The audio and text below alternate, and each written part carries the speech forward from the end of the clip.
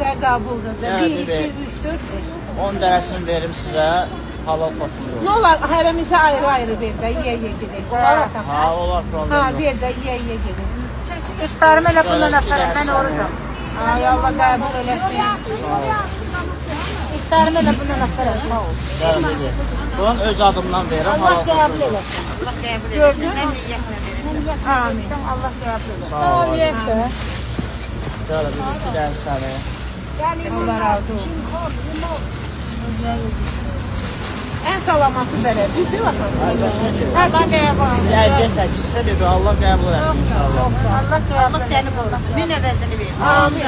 Amin inşallah. Əkrəbadan nə aldan? Bir istimiz də qabaqdadır. Gəlin. Eysan yemişik. Allah qəbul Buraya bax elə, eləsin. biri də qabaqdadır da ona da ver, nə olar, o Allah qabaqda can gedir. sağlığı Ayca. versin. Sana biri də istimiz qabaqda gedib ona da ver. Verirəm, verirəm. Gəlin, bir də səni.